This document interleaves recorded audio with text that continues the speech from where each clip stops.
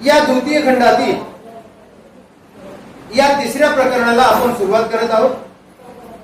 स्वपाक आणि सुप्रिय या अस्पृश्यांना धम्मदीक्षा. स्वपाक हा श्रावस्तीचा एक अस्पृश्य होता. त्याच्या जन्माच्या वेळी प्रसूती वेदनेमुळे त्याची आई बराच वेळ मूर्छित होऊन पडली होती आणि त्यामुळे तिच्या पतीला व नातलगांना असे वाटले की ती मेली आणि तिला स्मशानात नेण्यात आले व तिचे प्रेत जाळण्याची तयारी केली. परंतु वारा आणि पाऊस यांच्या मारेमुळे अग्नी पेट घेऊ शकला नाही आणि म्हणून स्वपाकाच्या आईला चित्तेवर घेऊन ते निघून गेले. स्वपाकाची आई त्यावेळी मेली नव्हती, ती नंतर मेली. मृत्यूपूर्वी तिने मुलाला जन्म दिला. स्मशानाच्या पहारेकऱ्याने त्या मुलाला दत्तक घेतले आणि सुप्रिय नावाच्या स्वतःच्या मुलाबरोबर त्याचे लालन पालन केले. त्या मुलाच्या आईच्या जातीचे नाव स्वपाक होते आणि त्याचमुळे ते मुलही त्या स्वपाक नावाने ओळखले जाऊ लागले. एके दिवशी भगवान बुद्ध त्या स्मशानाजवळून जात होते. भगवंताला पाहून स्वपाक त्यांच्या समोर आला. भगवंतांना वंदन करून त्यांचा शिष्य म्हणून त्यांच्या बरोबर येण्यास त्यांची अनुमती मागितली. स्वपाक त्यावेळी फक्त 7 वर्षाचा होता आणि म्हणून भगवंताने त्याला वडिलांची संमती मिळविण्यास सांगितले. स्वपाक गेला आणि आपल्या वडिलांना घेऊन आला. वडिलांनी भगवान बुद्धांना वंदन केले आणि आपल्या मुलाला त्यांच्या संघात घेण्याविषयी त्यांनी विनंती केली. तो जरी अस्पृश्य जातीचा होता तरी भगवंतांनी त्याला आपल्या संघात घेतले आणि त्यांनी आपला धम्म व विनय यांची शिकवण त्यांना दिली. काही काळानंतर स्वपाक एक स्थविर झालेले आहे. अस्पृश्य जातीतील या बालकाचा हा जीवनपट आहे. या जीवनपटामध्ये अस्पृश्य जातीतील गणलेल्या खालच्या स्तरातील या समाजाला कुठल्याच पद्धतीचं ज्ञान संपादन करण्याचं त्या कालच्या प्रचलित धर्माच्या अनुषंगाने कुठलाही अधिकार या समाजाला देण्यात आलेला नव्हता.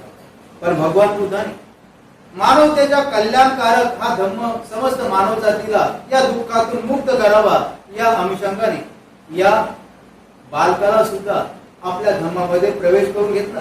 कालांतराने विद्येमध्ये अग्रविंद झालेल्या या स्वपाकाने स्थविर पद सुद्धा प्राप्त करून घेतलेला आहे. सुप्रिय आणि स्वपाक हे लहानपणापासून एकत्र वाढले होते आणि स्वपाकाला सुप्रियांच्या वडिलांनी दत्त घेऊन वाढविल्यामुळे सुप्रिय आपला सोबती स्वपाक यांच्या बरोबर भगवंताचा धम्म आणि विनय शिकला.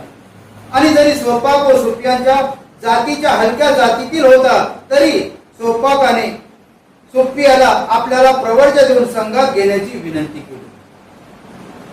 प्रथम स्वपाक झाला. सुप्रियाने सांगितलं मला सुद्धा संघामध्ये सामील करून घेण्यास भगवंताकडे तू विनंती कर. स्वपाकाने ते मान्य केले आणि स्मशानातील पहारेकराचे काम करणाऱ्या हीन दर्जातील जातीय सोपी हा भिक्खू बनला आणि तोही सुद्धा या स्वपाकाबरोबर आता भिक्खू बनलेला आहे. यानंतर आपण बघण्याचा प्रयत्न करत आहोत सुमंगल इत्यादी हीन जातीतील लोकांना धम्मदीक्षा.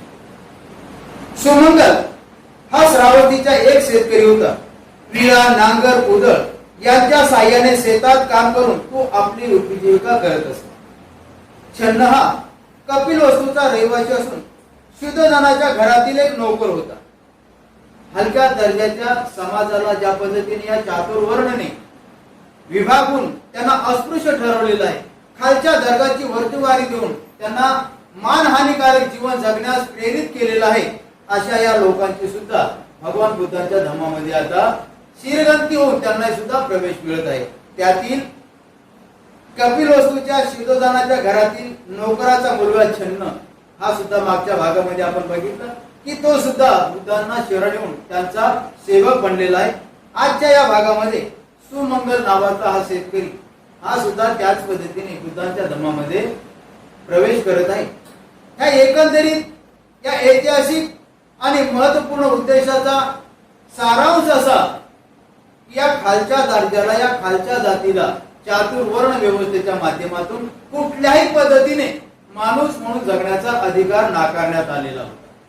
पण बुद्धांच्या या धर्मामध्ये कुठल्याच मानव जातीला तो उच्च किंवा नीच श्रीमंत किंवा गरीब अशा पद्धतीचा भेदभाव न करता केवळ त्याला धम्म सांगून मानवतेचा जन्म आणि मानवतेचा खऱ्या अर्थाने अर्थ त्याला प्राप्त करून देऊन एक माणूस म्हणून जगता यावं हीच कल्पना मनात निर्माण करून भगवंतांनी येईल त्या समाजातील लोकांना धम्म सांगण्याचा हा उद्योग चालवलेला आहे.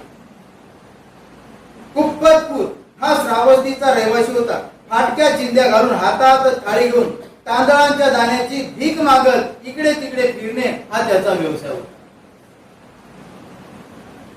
हा सुद्धा खालच्या जातीचा आहे. गरिबीची परिस्थिती असल्यामुळे भीक मागून खाणं हा त्याचा व्यवसाय आहे. मोठा झाल्यावर गवत विकून तो आपली उपजीविका करत असे. या सर्वांनी भगवान बुद्धांकडे भिक्खू होण्याची आणि त्यांच्या समाज सामील होण्याची अनुमती मागितली आणि भगवान बुद्धाने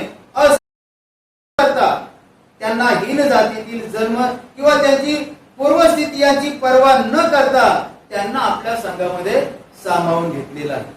तुम्ही कुठल्या जातीच्या कुठल्या धर्माची याच कुठल्याही पद्धतीने बुद्धांनी देणं घेणं न ठेवता त्यांना आपल्या संघामध्ये सामावून घेतलेला आहे.